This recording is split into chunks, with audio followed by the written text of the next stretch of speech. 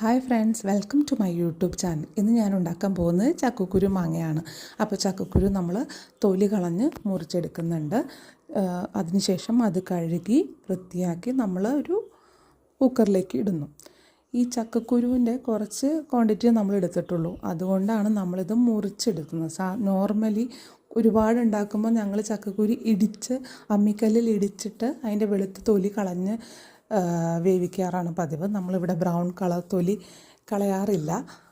Brown colour ഹെൽത്തിയാണെന്ന് പറയുന്നുണ്ട്, നമ്മൾ അതിന് ബ്രൗൺ കളർ തൊലി കളയാറില്ല. നിങ്ങൾക്ക് താല്പര്യമുണ്ടെങ്കിൽ ബ്രൗൺ കളർ തൊലിയും കൂടി കളഞ്ഞ ശേഷം ചക്കക്കുരു വേവിക്കാവുന്നതാണ്. ഇനി ഇതിലേക്ക് ആവശ്യത്തിന് വെള്ളം ഒഴിക്കുക. വെള്ളത്തിൻ്റെ ക്വാണ്ടിറ്റി എന്ന് വെച്ചിട്ടുണ്ടെങ്കിൽ അത് നിരന്ന് അതിൻ്റെ മുകളിൽ നിൽക്കുന്ന രീതിയിൽ വെള്ളം ഒഴിച്ച ശേഷം ഇനി ഇതിലേക്ക് നമ്മളിടേണ്ടത് 1/2 ടീസ്പൂൺ മഞ്ഞൾപ്പൊടി, 1/4 ടീസ്പൂൺ മുളക് പൊടി, ഉപ്പ് ആവശ്യത്തിന്.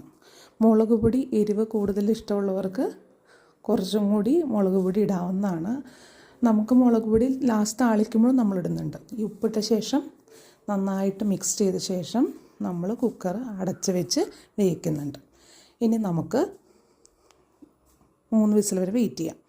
ഇനി നമുക്കൊരു മാങ്ങ പറിക്കാം. മാങ്ങ നമ്മുടെ വീട്ടിൽ തന്നെ അവൈലബിൾ ആയതുകൊണ്ട് നമ്മളൊരു മാങ്ങ പോയി പറിക്കുന്നുണ്ട്. തൊടിയിൽ നിന്നൊരു മാങ്ങ പറിക്കുന്നുണ്ട്. ഈ മാങ്ങ നമ്മുടെ വീട്ടിലെ മാങ്ങ നല്ല പുളി ഉള്ളത് കൊണ്ട് ഞാൻ പകുതി മാത്രം മാങ്ങയാണ് എടുക്കുന്നേ ഉള്ളൂ.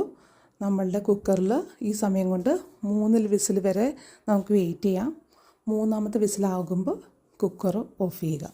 ഇപ്പോൾ തേങ്ങയും ചിരകിയും മാങ്ങയും റെഡി ആയിട്ടുണ്ട്. മാങ്ങ അരിഞ്ഞ് വെച്ചിട്ടുണ്ട്. ഇനി അത് തേങ്ങ അരച്ചെടുത്തു. നമുക്കിടെ ചക്കക്കുരു നന്നായിട്ട് വെന്തിട്ടുണ്ട്.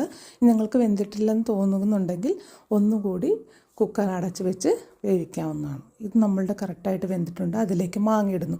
ഇപ്പോൾ കുറച്ച് വെള്ളത്തിൻ്റെ ക്വാണ്ടിറ്റി കുറവായതുകൊണ്ട് നമുക്ക് കുറച്ചും കൂടി വെള്ളവും ആവശ്യത്തിന് ഉപ്പും, ഈ മാങ്ങ ചേർത്തുകൊണ്ട് ഉപ്പ് കുറവായിരിക്കും, അപ്പോൾ ആവശ്യത്തിന് ഉപ്പും ചേർക്കാവുന്നതാണ്.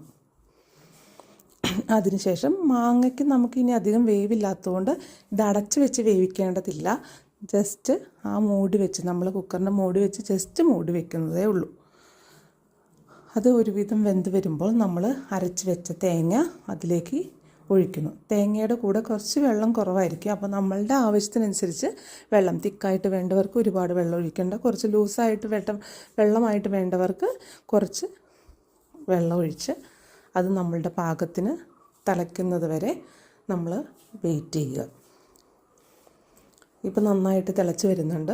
ഇപ്പം നമ്മുടെ ഫ്ലെയിം ഓഫ് ചെയ്ത ഇനി നമുക്ക് താളിക്കാനുള്ള ചുമന്നുള്ളി താളിക്കാം. അതിന് വേണ്ടി ചീനച്ചട്ടി